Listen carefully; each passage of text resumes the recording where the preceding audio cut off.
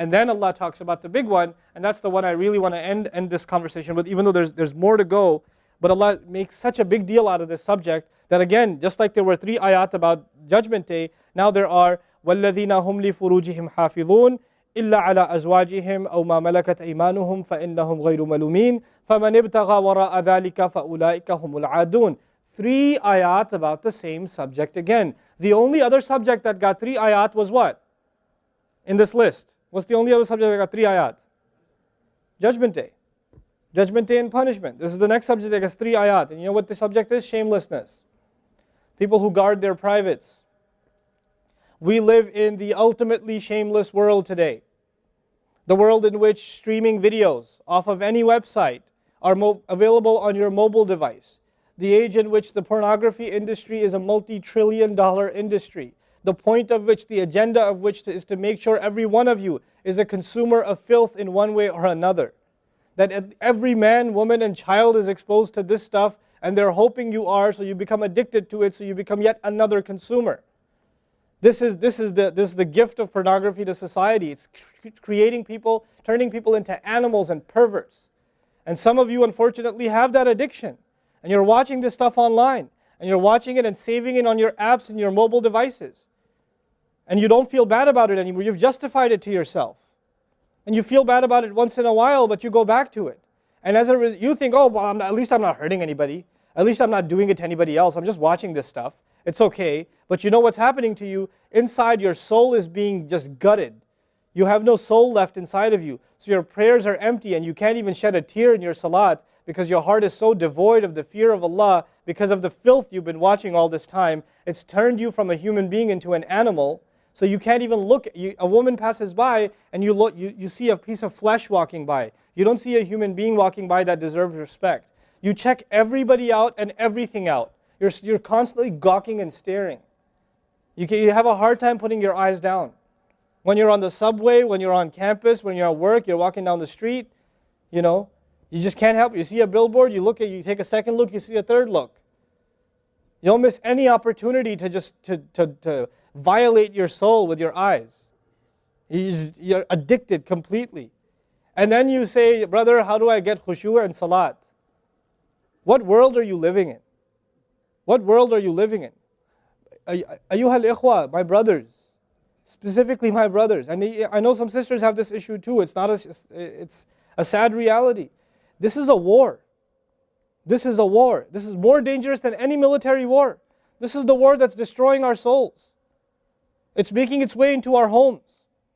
It's making its way, if I want to protect my children from this stuff as much as possible. But when my child goes to school, and it doesn't matter if it's Islamic school, there's a very high statistical likelihood that someone, a friend, with their iPod, with their mobile device, will say, hey, look at this.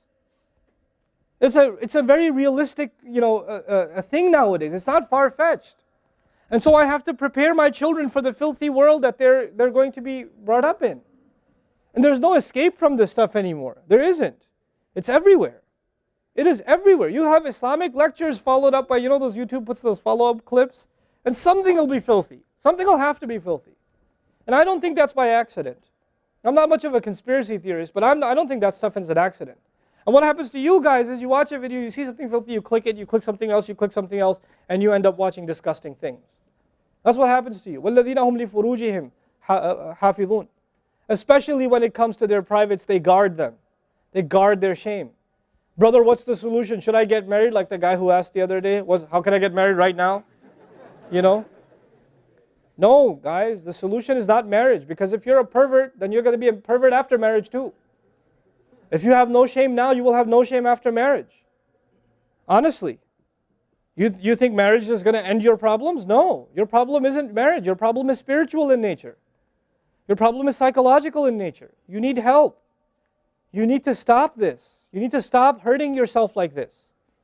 You will have nothing. There will be nothing left inside you. I just had an email from a teenager who's addicted to pornography, an anonymous email, 14, 15-year-old teenager. Says, I want to kill myself. I can't stop. I've been watching it since I was 11. My parents don't know. I read this stuff and I cry because he's not one. There's millions of Muslim kids like this. Millions. Millions of them. We have to help these people. We have to do whatever we can. And we don't have the trillions of dollars of advertising to counter that. We don't. And it's not realistic for me to say Facebook, YouTube, Twitter, internet, it's all haram. It's not realistic because it's a reality. It's as common as oxygen now. The only thing we can do is have a mature conversation about this and teach our youth to deal with this and navigate this and not fall into it. The elders that are here, stop watching Indian movies, man.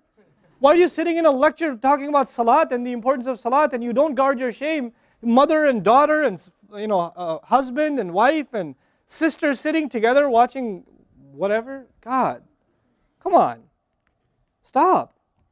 وَالَّذِينَ هُمْ لِفُرُوجِهِمْ حَافِظُونَ. They guard their privates. But guarding your privates doesn't mean you don't commit zina. It means everything that leads to the temptation. Everything that leads to it. They watch it. They guard it. They know it's under attack. They know that their shame is under attack. They realize that their weakness is their urges. Those urges that Allah put inside of us that are so strong. Allah put them there for a reason. He did. And every one of you have them. You don't have to, I don't have to have a dalil for you to have them. I know. The guys that are here. You all suffer that challenge every single day of your life. Especially in a city like this one. At least in Texas we're a little more conservative. Not that much more, but a little more. You know? At least in some towns they don't allow for filthy billboards and things like that. They actually don't even allow the billboards. You know? But that's changing soon because, capitalism wins in the end. Right? But you guys are living in the city where you're exposed to everything and anything. Everything and anything. And you have to really go out of your way to guard yourselves. This passage is not about high goals. This is about the bare minimum. I told you that, right? This is the bare minimum, folks. The bare minimum is we guard ourselves from shamelessness. We wage a war within ourselves against that tendency. And I know some of you have tried to quit before and you go back. And you've tried to quit before and you go back again. And you go back again. And you keep falling into that trap. I know some of you have done that. And you're struggling with it. But don't give up on yourself. Don't give up on yourself. And whatever it takes, if you just don't be alone. Don't be by yourself. Be with good friends. Be outside. Study somewhere else. Go to the library and study. Go somewhere where other people are around. Because when you're by yourself, shaitan gets you. And if the fear of Allah isn't enough for you, at least the fear of other people will work for you. At least something's better than nothing. For those, I've said this in other talks before, for the parents here, if you have a computer in the house, please don't make it a laptop. Have a desktop in the house with a really big monitor. Get the biggest monitor you can find. Honest to God, and make sure your computer is in the kitchen or in the dining room. Don't put it in the living room. Don't put it in the kids' room. Don't put it in your bedroom. Put it in the dining room, facing the public. You want to do homework, do it over there. Though you can't move the monitor this way or that way. It's facing everybody. That's how you should have it. This stuff, we have to take these precautions. Don't give your 11-year-old a smartphone. What were you thinking? That's not very smart. Don't give them a smartphone. Why am I seeing kids in Islamic school, 5th graders, with iPhones? iPhone 5s. I don't have an iPhone 5. Why do you have an iPhone 5? With 4G, you know how dangerous that stuff is? وَالَّذِينَ هُمْ لِفُرُوجِهِمْ حَافِظُونَ إِلَّا عَلَىٰ أَزْوَاجِهِمْ except upon their spouses أَوْ مَا مَلَكَتْ أَيْمَانُهُمْ فَإِنَّهُمْ غَيْرُ مَلُومِينَ or what their right hands possess, then they're not to be blamed. Allah says we have these urges and we can execute those urges, we can release those urges, but to the halal spouse, to the spouse, our spouses.